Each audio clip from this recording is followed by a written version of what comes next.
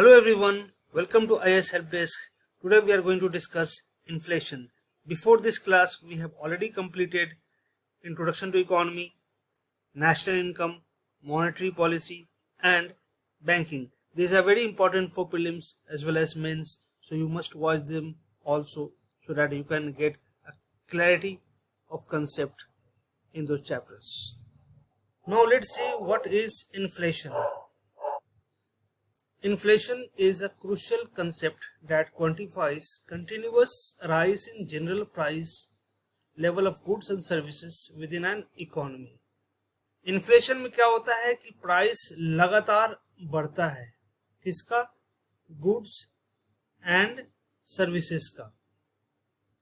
Goods में क्या क्या आते हैं? कोई भी product, physical product, shirt, pant, shoe, books, pen, goods में आते हैं। सर्विसेज, टूरिज्म हो गए, होटल सर्विसेज हो गए, या अगर आपने फ्लाइट यूज किया, ट्यूशन फीस दिया, ये सब सर्विसेज में काउंट होते हैं। तो इनके प्राइस एक जैसे नहीं होते। जो 4 साल पहले जो प्राइस था आज नहीं है, वो लगातार वो इंक्रीज हो रहा है। हर साल प्राइसेस इंक्रीज होते हैं। सो इन्फ्लेशन में हम देखते हैं कि प्राइस हमेशा इंक्रीज होता है over the period of time. Increase in prices of goods and services. इसमें एक और इम्पॉर्टेंट चीज है, वो ये है कि जो मनी का परचेजिंग पावर है वो विथ टाइम डिक्रीज होता है। सो हम देखते हैं कि इन्फ्लेशन में एक तरफ तो प्राइस इंक्रीज हो रहा है, दूसरी तरफ परचेजिंग पावर मनी का डिक्रीज हो रहा है। ये इंक्रीज और डिक्रीज क्या है वो समझते हैं। परचेजिंग पावर ऑफ मनी का मतलब होता है कि पैसे की क्या ताकत है किसी प्रोडक्ट को खरीदने के लिए। एग्जाम्पल के तौर पर समझते हैं कि हम अगर एक पानी का बोतल 10 रुपए में खरीदते थे 5 साल पहले, यानी कि 100 रुपए में हम 10 बोतल खरीद पाते थे आसानी से पानी का 5 साल पहले। वही पानी का बोतल आज के डेट में 20 रुपए का आता है। मतलब कि आज हम 100 रुपए में 5 बोतल खरीद पाएंगे। वही सेम बोतल हम खरीद पाते थे 5 साल पहले। यानी जो मनी की वैल्यू है ज्यादा थी 5 साल पहले, आज के डेट में वो कम है। 100 रुपए की जो वैल्यू है, सिर्फ 5 बोतल ही हम खरीद पा रहे हैं। तो यह है परचेजिंग पावर ऑफ मनी। जैसे महंगाई बढ़ती है उसी हिसाब से मनी का जो परचेजिंग पावर है वो कम होता है विद द टाइम। इन्फ्लेशन के पॉजिटिव और नेगेटिव दोनों ही इफेक्ट हैं। पॉजिटिव में जिसने इन्वेस्ट किया है रियल एस्टेट में, कमोडिटीज में, जैसे गोल्ड, सिल्वर में या शेयर मार्केट में, उनको इन्फ्लेशन का बेनिफिट मिलता है क्योंकि टाइम के हिसाब से पैसे का वैल्यू भी बढ़ता है। लेकिन जिसने पैसे अपने घर में रखा है या लिक्विड फंड में वो इन्वेस्ट किया है, मनी मार्केट म्यूचुअल फंड हो गया, तो उसमें ज़्यादा इंटरेस्ट मिलता नहीं है, तो उनको इन्फ्लेशन का नुकसान होगा क्योंकि इन्फ्लेशन महंगाई के हिसाब से उनका पैसा इंक्रीज नहीं होगा उनके इन्वेस्टमेंट में। तो इसका पॉजिटिव नेगेटिव दोनों ही इम्प्लीकेशन से डिपेंड करता है कि परसेप्शन क्या है लोगों का और उनकी सिचुएशन क्या है, कहाँ पे उन्होंने इन्वेस्ट किया है। Causes of inflation. इन्फ्लेशन के 2 कारण हैं बेसिकली। पहला है डिमांड पुल इन्फ्लेशन, दूसरा है कॉस्ट पुश इन्फ्लेशन। आइए एक एक करके देखते हैं कि क्या होते हैं डिमांड पुल इन्फ्लेशन और cost push inflation. Demand pull inflation में हम देखते हैं कि जब डिमांड ज्यादा हो, यानी ज्यादा लोग खरीदने वाले हों किसी प्रोडक्ट को, और उसकी जो सप्लाई है या तो सेम हो या तो कम हो, वो कहलाता है डिमांड पुल इन्फ्लेशन। फेस्टिवल के सीजन में हम देखते हैं जैसे दिवाली हो गया, होली हो गया, ईद हो गया, कि अचानक जो डिमांड है प्रोडक्ट की, गुड्स एंड सर्विसेज की, क्लोथ की, इलेक्ट्रॉनिक आइटम्स की, बढ़ जाता है। अगर सप्लाई उसी हिसाब से नहीं बढ़े तो प्राइस बढ़ जाएगा। उसको कहते हैं demand pull inflation. Causes of inflation में सेकंड आता है cost push inflation. Cost push inflation क्या होता है? कॉस्ट पुश इन्फ्लेशन तब आता है जब गुड्स और सर्विसेज की जो प्रोडक्शन की जो चार्जेस हैं, कॉस्ट है, वो बढ़ जाते हैं, तो होता है कॉस्ट पुश इन्फ्लेशन। एग्जाम्पल के तौर पे अगर वेज बढ़ गया, सैलरी बढ़ गई एम्प्लॉय की, लेबर की, या रॉ मटेरियल का प्राइसेस बढ़ गए, या टैक्स इंक्रीज हो गए, इसके वजह से कॉस्ट पुश इन्फ्लेशन बढ़ता है। यानी कि जो सामान का जो दाम है वो बनाने में, प्रोडक्ट को बनाने में जो खर्च लग रहा है, या टैक्स की वजह से जो प्राइसेस बढ़ गए हैं, कॉस्टिंग बढ़ गए हैं, उस कॉस्टिंग को निकालने के लिए जो कंपनीज हैं वो दाम, जो प्रोडक्ट है उस पर दाम ज़्यादा चढ़ा देते हैं, बढ़ा देते हैं उस पर, और उसको उसी हिसाब से वो बेचते हैं, यानी सेलिंग प्राइस इंक्रीज हो जाती है जो फैक्टर्स के वजह से है, जैसे वेज हो गया, रॉ मटेरियल हो गया, या टैक्स हो गया, तो उसके वजह से कॉस्ट पुश इन्फ्लेशन होता है। बेस्ट एग्जांपल है पेट्रोलियम। पेट्रोलियम में अगर टैक्स ज़्यादा लग गए तो क्या होगा, उसका इफेक्ट चारों तरफ दिखाई देगा। उसका इफेक्ट दिखाई देगा ट्रांसपोर्टेशन पे, ट्रांसपोर्टेशन चार्ज बढ़ जाएंगे। ट्रांसपोर्टेशन चार्ज बढ़ने का मतलब हुआ कि प्रोडक्ट का चार्ज भी बढ़ जाना, क्योंकि प्रोडक्ट को ट्रांसपोर्टेशन से ही एक जगह से दूसरी जगह पहुंचाई जाती है। तो इसके वजह से कॉस्ट पुश इन्फ्लेशन जो है वो इंक्रीज होती है। पेट्रोलियम के अगर दाम बढ़ गया तो बाकी चीज़ों का भी दाम बढ़ता चला जाता है। तो ये बेस्ट एग्जांपल है कॉस्ट पुश इन्फ्लेशन का। Other factors of inflation, inflation के दूसरे फैक्टर्स भी हैं, कॉस्ट पुश इन्फ्लेशन और डिमांड पुल इन्फ्लेशन के अलावा, जैसे कि मॉनेटरी फैक्टर्स हो गए, ग्लोबल फैक्टर्स हो गए, स्ट्रक्चरल फैक्टर्स हो गए, गवर्नमेंट पॉलिसी हो गए। मॉनेटरी फैक्टर्स पहला है, देखते हैं मॉनेटरी पहले फैक्टर्स क्या होता है।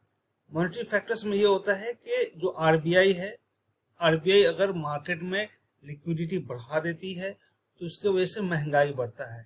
लिक्विडिटी बढ़ने का मतलब ये हो गया कि लोगों के पास ज़्यादा पैसे आ गए, ज़्यादा पैसे आएंगे तो ज़्यादा खरीदारी होगी, खरीदारी होगी तो ऑटोमेटिकली जो इन्फ्लेशन है वो बढ़ेगा। एग्जाम्पल के तौर पे जो कोविड का सिचुएशन था, कोविड के बाद आरबीआई ने मार्केट में लिक्विडिटी बढ़ाना चालू किया, उसमें लोगों के पास पैसे ज़्यादा से ज़्यादा आने लगे, लोगों को लोन मिलने लगा। उसके वजह से क्या हुआ कि लोग ज़्यादा खरीदारी करने लगे, डिमांड इंक्रीज हो गया, फिर उसकी वजह से महंगाई बढ़ा। तो ये मॉनेटरी फैक्टर्स एक कारण है महंगाई बढ़ने के।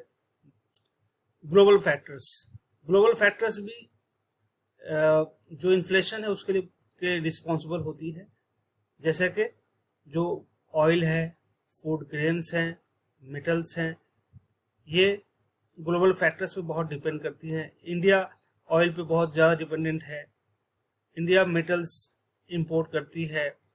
फूड ग्रेन्स हम देखते हैं कि यूक्रेन और रशिया के बीच में जो वॉर चल रहा है उसकी वजह से जो व्हीट का जो प्राइस है वो इम्पैक्ट हुआ है। जो अभी इसराइल और ईरान के बीच में जो टेंशन चल रहा है उसकी वजह से चांसेस हैं कि ऑयल के प्राइस बढ़ जाएं। तो ग्लोबल फैक्टर्स डिटरमाइन करती हैं कुछ प्रोडक्ट्स के दाम बढ़ेंगे या नहीं बढ़ेंगे, उनके इन्फ्लेशन को वो डिटरमाइन करते हैं ग्लोबल फैक्टर्स। थर्ड है स्ट्रक्चरल फैक्टर्स। स्ट्रक्चरल फैक्टर्स भी रिस्पॉन्सिबल होती हैं इन्फ्लेशन को बढ़ाने के लिए। स्ट्रक्चरल फैक्टर्स क्या क्या होती हैं? स्ट्रक्चरल फैक्टर्स में सबसे पहला होता है कि इनएडिक्वेट इंफ्रास्ट्रक्चर, यानी इंडिया में अगर एग्रीकल्चर है तो एग्रीकल्चर में बहुत सारे डिफिशियंसीज हैं, जैसे कि ट्रांसपोर्टेशन फैसिलिटीज वीक हैं, स्टोरेज फैसिलिटीज सही से नहीं है। इसके वजह से जो सप्लाई चेन है, यानी जो एग्रीकल्चरल जो गुड्स है, जो सब्जी है, फ्रूट है, वो बहुत ज़्यादा वेस्ट होते हैं और उसकी वजह से इनकी प्राइस बढ़ जाता है। दूसरा है रेगुलेटरी बॉटलनेक्स, यानी टैक्सेशन बहुत ज़्यादा है किसी प्रोडक्ट पे, उसके वजह से भी इन्फ्लेशन बढ़ जाता है। तो स्ट्रक्चरल फैक्टर्स रिस्पॉन्सिबल होती है इन्फ्लेशन को बढ़ाने के लिए। अगला जो रीज़न है इन्फ्लेशन बढ़ने के वो है गवर्नमेंट पॉलिसीज। गवर्नमेंट पॉलिसीज भी कई बार रिस्पॉन्सिबल होती हैं इन्फ्लेशन को बढ़ाने के लिए, जैसे कि गवर्नमेंट पॉलिसीज में फिस्कल पॉलिसी हो गया, मॉनेटरी पॉलिसी हो गया। फिस्कल पॉलिसी में टैक्सेशन हो गया, टैक्सेशन अगर टैक्स गवर्नमेंट ज़्यादा वसूल कर रही है तो महंगाई बढ़ेगा, अगर वो स्पेंडिंग कम कर रही है, इकोनॉमी में कम खर्च कर रही है, तो उसके वजह से भी इन्फ्लेशन पे इम्पैक्ट पड़ता है। दूसरी तरफ मॉनेटरी पॉलिसी हमने ऑलरेडी देखा है, मॉनेटरी पॉलिसी में एक्सपेंशनरी, कॉन्ट्रैक्शनरी मॉनेटरी पॉलिसी के वजह से भी इन्फ्लेशन बढ़ता या घटता है। टाइप्स ऑफ इन्फ्लेशन, इन्फ्लेशन के बहुत सारे टाइप्स हैं, जैसे कि क्रीपिंग इन्फ्लेशन, गैलोपिंग और hyper inflation, stagflation, walking inflation and hyper inflation. देखते हैं क्रीपिंग इन्फ्लेशन क्या होता है। क्रीपिंग इन्फ्लेशन उस इन्फ्लेशन को कहते हैं जो बहुत ही स्लो होता है, नंबर 1। नंबर 2, वो स्टडी होता है, स्टडी इंक्रीज होता है, यानी कि धीरे धीरे ही सही लेकिन लगातार वो इंक्रीज होता रहता है। सालाना 2 से 3% इन्फ्लेशन रेट बढ़ता रहता है। इसको क्रीपिंग इन्फ्लेशन को इकोनॉमी के लिए बेनिफिशियल कहा जाता है। इसलिए भी कहा जाता है कि जैसे रियल एस्टेट सेक्टर्स हो गए, कंज्यूमर गुड्स हो गया, वहां पे ग्रेजुअल प्राइस इंक्रीज होती है धीरे धीरे, और इसके कारण क्या होता है, इन्वेस्टमेंट और कंजम्पशन को बढ़ावा मिलता है। सेकंड है वॉकिंग इन्फ्लेशन। वॉकिंग इन्फ्लेशन में क्या होता है, इसमें एनुअल जो प्राइस राइज है, यानी गुड्स और सर्विसेज के जो इंक्रीज होने के जो रेट है वो है 3 to 4%, 3 से 4% वो बढ़ते हैं इसमें, और इसको कहा जाता है मॉडरेट इन्फ्लेशन। ना हाई ना लो, मॉडरेट होता है। और वॉकिंग इन्फ्लेशन को ये माना जाता है कि ये मैनेजेबल होता है, और इसके वजह से जो मॉनेटरी सिस्टम है उसमें कॉन्फिडेंस आती है, क्योंकि इन्फ्लेशन के कारण क्या होता है, ग्रोथ और डेवलपमेंट भी साथ में बढ़ने लगता है। इसके वजह से कॉन्फिडेंस आता है इकोनॉमी में, कॉन्फिडेंस आता है मॉनेटरी सिस्टम में। नेक्स्ट है गैलोपिंग इन्फ्लेशन। गैलोपिंग इन्फ्लेशन में क्या होता है कि रैपिड एस्केलेशन ऑफ प्राइस होता है, यानी प्राइस बहुत तेजी से बढ़ना चालू होता है, और ये हाइपर इन्फ्लेशन की तरफ लेके जाता है ये गैलोपिंग इन्फ्लेशन। गैलोपिंग इन्फ्लेशन एक एक्सट्रीम फॉर्म ऑफ इन्फ्लेशन होता है, जहां पे जो प्राइस राइज है वो 50% से ज्यादा राइज करती है, और ये 2 गुना या 3 गुना प्राइस को बढ़ा देती है। इंडिया ने गैलोपिंग इन्फ्लेशन फेस किया था 1970s में, जब ग्लोबल ऑयल क्राइसिस हुआ था, ऑयल के प्राइसेस बढ़ गए थे, उसके वजह से डोमेस्टिक जो गुड्स एंड सर्विसेज के जो प्राइस थे बहुत तेजी में इंडिया में बढ़ गया था। Hyper inflation. हाइपर इन्फ्लेशन एक एक्सट्रीम फॉर्म ऑफ इन्फ्लेशन होता है, जहां पे जो गुड्स एंड सर्विसेज के जो प्राइस होते हैं वो 50% से ज्यादा राइज करते हैं, और ये आउट ऑफ कंट्रोल सिचुएशन होता है हाइपर इन्फ्लेशन। यहाँ पे जो मनी है वो अपना वैल्यू खो देती है, क्योंकि गुड्स के प्राइसेस इतने हाई होते हैं कि उसको अफोर्ड करना मुश्किल होता है। 2 कंट्रीज हैं जहां पे रिसेंट टाइम में, रिसेंट हिस्ट्री में हाइपर इन्फ्लेशन को देखा गया है, वो है जिम्बाब्वे और वेनेजुएला। इन दोनों के रीजंस अलग अलग थे हाइपर इन्फ्लेशन के, और इनके इफेक्ट भी अलग अलग थे। जिम्बाब्वे में 2000s के टाइम में हाइपर इन्फ्लेशन को देखा गया। उसके रीजंस थे कि जिम्बाब्वे ने चाहा कि नोट छाप कर, यानी नोट को प्रिंट कर कर वो गरीबी दूर करना चाहते थे, जबकि नोट छापकर गरीबी दूर नहीं किया जा सकता है।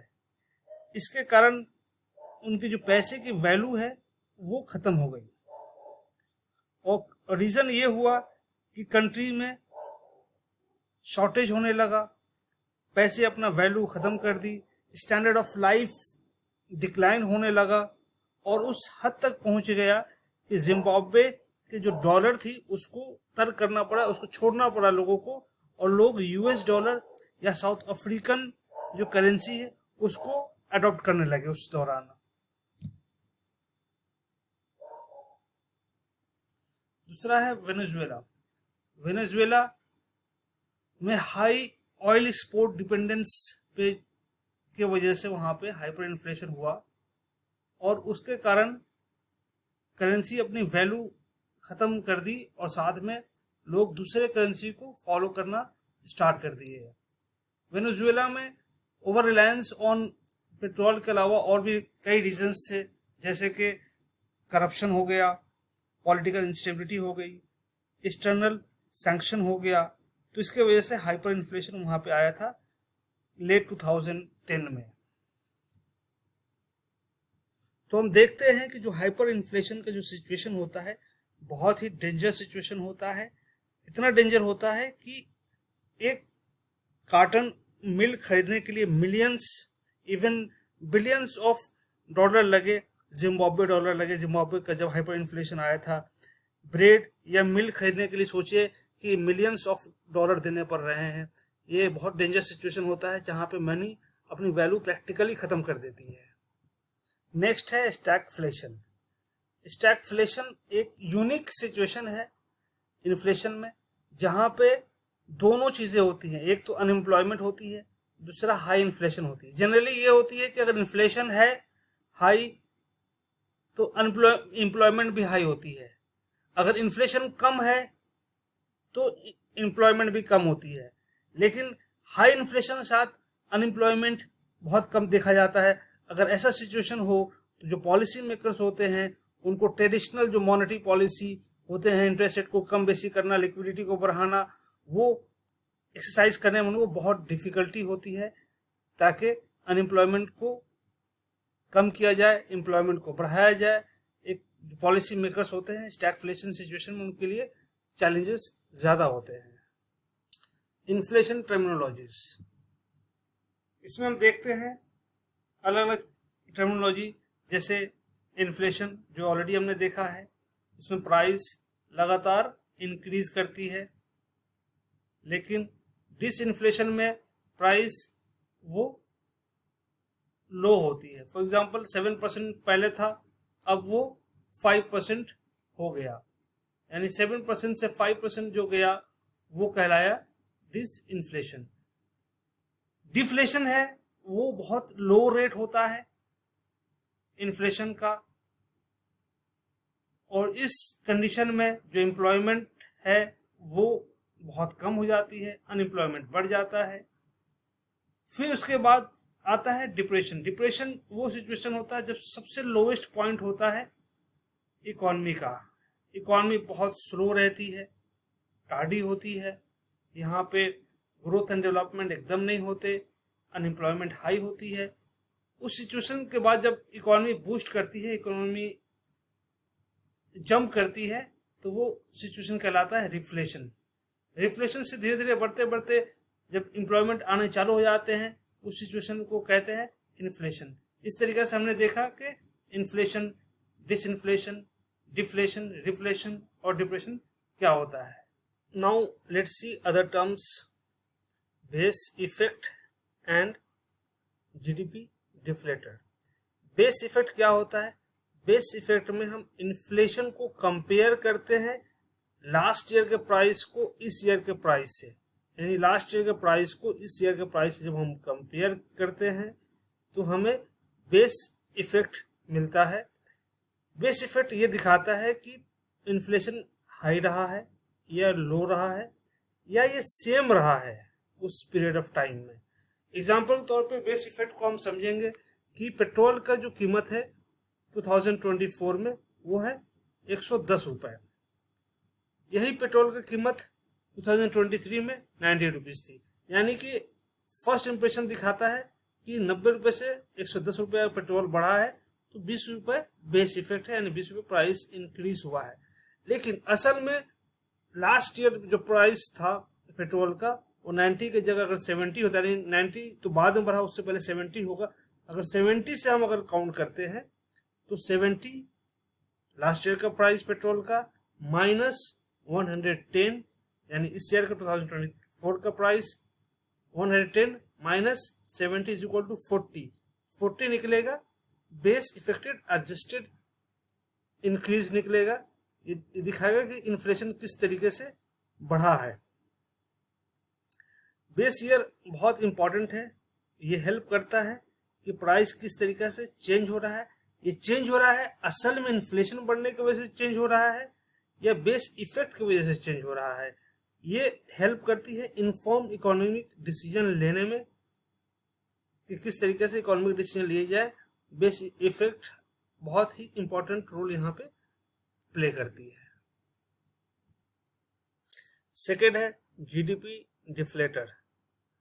जीडीपी डिफ्लेटर क्या है? GDP deflator overall goods and services के जो प्राइस हैं वो इंक्रीज करते हैं इकोनॉमी में over the period of time, जिसमें consumption, investment, government spending, net export शामिल होते हैं। ये ब्रॉडर इंडिकेटर होते हैं जीडीपी डिफ्लेटर इन्फ्लेशन के या डिफ्लेशन के किसी भी इकोनॉमी में। जीडीपी डिफ्लेटर हमने डिटेल में कवर किया है अपने प्रीवियस क्लास में, नेशनल इनकम में, वीडियो का आप रेफर कर सकते हैं, उसमें और क्लैरिटी के साथ हमने एक्सप्लेन किया है। जीडीपी डिफ्लेटर का फॉर्मूला है nominal GDP by real GDP into 100। Measuring inflation in India. India में इन्फ्लेशन को मेजर करने के लिए wholesale price index, WPI, consumer price index और जीडीपी डिफ्लेटर का यूज होता है। होलसेल प्राइस इंडेक्स में हम होलसेल बिजनेस में जो प्राइसेस इंक्रीज डिक्रीज होते हैं उसको देखते हैं। होलसेल बिजनेस हम जानते हैं क्या होता है, जो कि बल्क में खरीदी और बेची जाती है। इसमें सप्लाई और डिमांड के डायनामिक्स को दिखाया जाता है, यानी कि मार्केट में कितना डिमांड है और किस हिसाब से इंडस्ट्री सप्लाई कर रही है गुड्स को, ये हम WPI में देखते हैं। CPI हमारे जिंदगी से डायरेक्ट जुड़ा हुआ है। ये रोजमर्रा की चीजें जैसे कि सरफ, साबुन, वेजिटेबल, क्लोथ, कुछ भी हम खरीदते हैं वो डायरेक्ट CPI से जुड़ा हुआ है।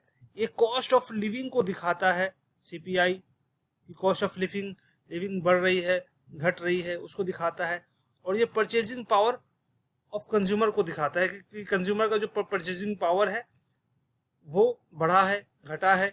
यानी कि 100 रुपये में अगर हम 10 बॉटल पहले पानी खरीदते थे तो क्या आज हम 5 बोतल खरीद रहे हैं, 7 बोतल खरीद रहे हैं, तो हमारा क्या पावर है परचेजिंग, उसको दिखाया जाता है CPI में, कंज्यूमर प्राइस इंडेक्स में। नेक्स्ट है जीडीपी डिफ्लेटर। जीडीपी डिफ्लेटर बहुत अहम है क्योंकि ये ओवरऑल इकोनॉमी के गुड्स एंड सर्विसेज के उतरने चढ़ने को ये दिखाता है। इसका कैलकुलेशन के लिए नॉमिनल जीडीपी और रियल जीडीपी का यूज होता है। हमने ऑलरेडी जीडीपी डिफ्लेटर देखा है, हम और डिटेल में WPI और CPI को देखेंगे आगे चलकर।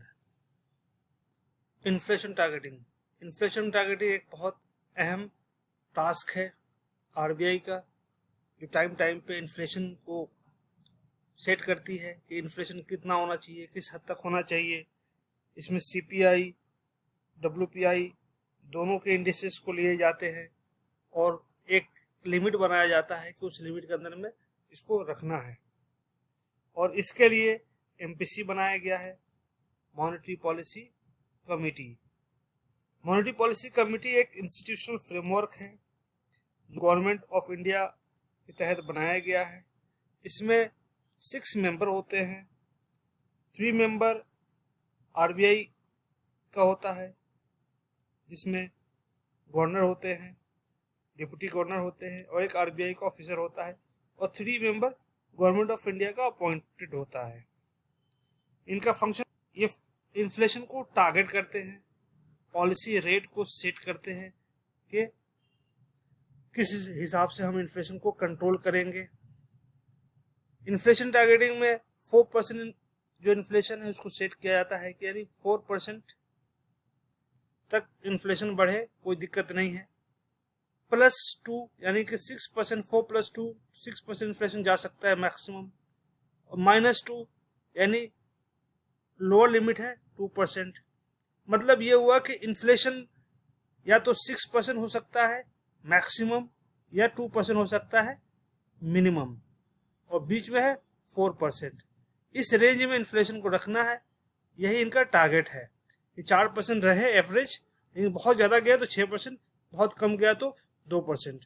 इस हिसाब से इन्फ्लेशन टारगेटिंग करना होता है और MPC की जिम्मेदारी है कि इस रेंज को वो मेंटेन करके रखे, 6-4-2 रेंज को, यानी मैक्सिमम 6, मिनिमम 2, एवरेज 4% इन्फ्लेशन होना चाहिए।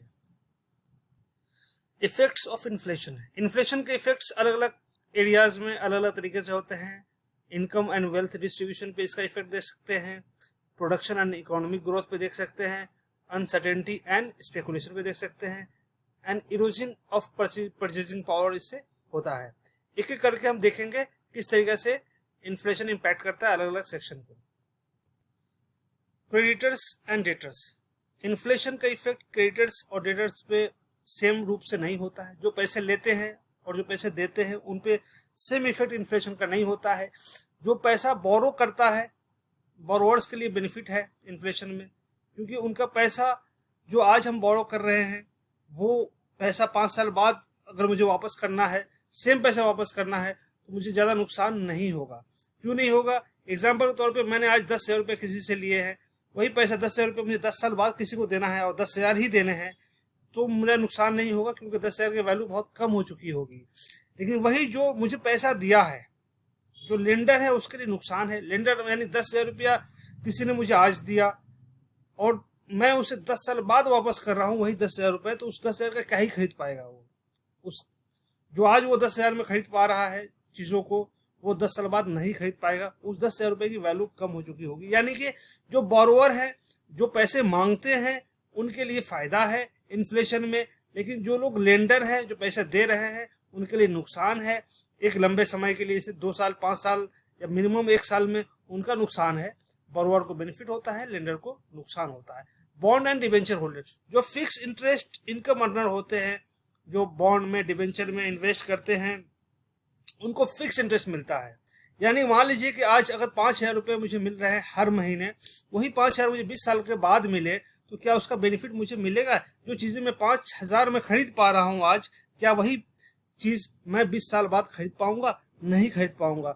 यानी कि पैसे का वैल्यू कम हो जाएगा 20 साल के बाद। जो फिक्स इंटरेस्ट अर्नर है उनके लिए नुकसान है इन्फ्लेशन में। इन्वेस्टर, जो लोग इन्वेस्ट करते हैं शेयर मार्केट में, उनके लिए बेनिफिट है इन्फ्लेशन में। क्यों?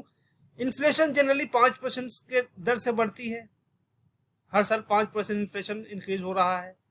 वही लेकिन शेयर मार्केट में अगर आप देखें तो जो पैसे बढ़ता है वो मिनिमम 10% बढ़ता है और ये 20-30% तक जाता है।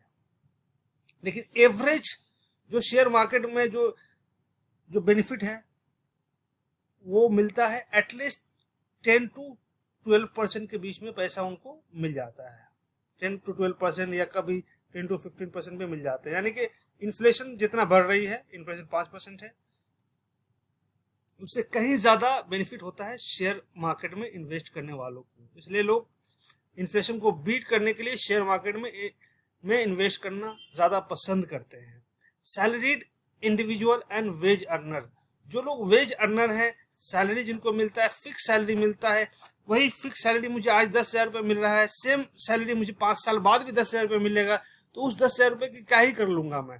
यानी कि जो चीज़ें मैं 10,000 में आज खरीद पा रहा हूँ, क्या मैं 5 साल बाद खरीद पाऊँगा? नहीं खरीद पाऊँगा।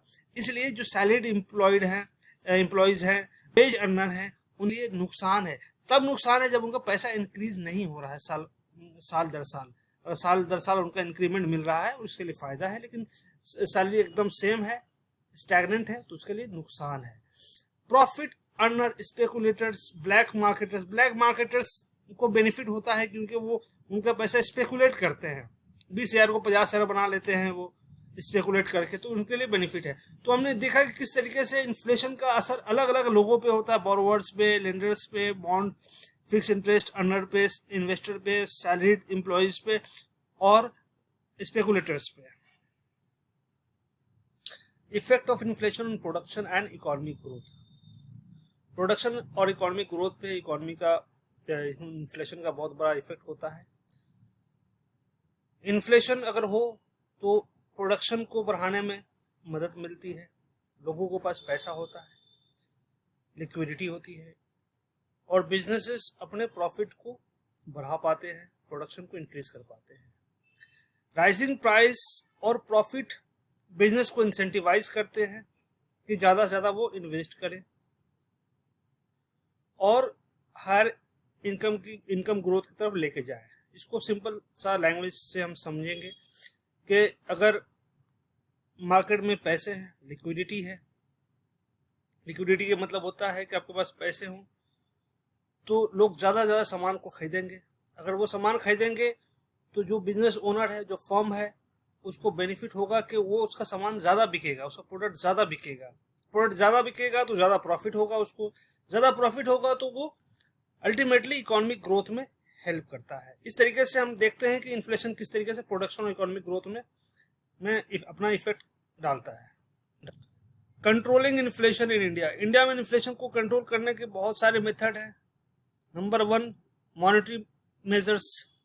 मॉनेटरी मेजर्स में हमने ऑलरेडी देखा हुआ है कि किस तरीके से आरबीआई एम्प्लॉय करती है एक्सपेंशनरी कंट्रैक्शनरी मॉनेटरी पॉलिसी, जिसमें वो repo rate, reverse repo rate, open market operation जैसे टूल्स को यूज करती है, इंटरेस्ट रेट को ऊपर नीचे करती है, रिजर्व रेशियो को बढ़ाती घटाती है, जिससे इन्फ्लेशन कंट्रोल होती है। ये डिटेल आप और देख सकते हैं मॉनेटरी पॉलिसी में। फिस्कल मेजर्स में गवर्नमेंट अपने स्पेंडिंग को घटाती बढ़ाती है, टैक्स को घटाती बढ़ाती है, इससे इन्फ्लेशन कंट्रोल होती है। अगर गवर्नमेंट ज़्यादा स्पेंड कर रही है, मार्केट में ज़्यादा खर्च कर रही है, मार्केट में जिसे इंफ्रास्ट्रक्चर बना रही है, स्कूल, हॉस्पिटल, रोड बना रही है, तो उससे पैसे इन्वेस्ट कर रही है, लोगों को एम्प्लॉयमेंट मिलती है और उससे इन्फ्लेशन को थोड़ा मॉडरेट लेवल पे वो बढ़ता है। इन्फ्लेशन को कंट्रोल करना होता है तो वो टैक्स को बढ़ा देती है। तो इस तरीके से टैक्स को बढ़ाती घटाती है, स्पेंडिंग को घटाती बढ़ाती है और फिस्कल मेजर्स का यूज करके वो इन्फ्लेशन को कंट्रोल करती है। एडमिनिस्ट्रेटिव मेजर्स भी लिए जाते हैं कई बार इन्फ्लेशन को कंट्रोल करने के लिए। फॉर एग्जांपल, अगर होर्डिंग कहीं पे हो रही हो, बहुत सारे लोगों की आदत ये होती है कि अगर प्याज आज का प्रोडक्शन में ज़्यादा हो गया या कम हो गया, तो जब कम होता है तो कुछ लोग क्या करते हैं, उसको स्टॉक करना चालू कर देते हैं अपने पास गोडाउन में, और स्टॉक करने की वजह से जब वो महंगाई को आर्टिफिशियली बढ़ा देते हैं।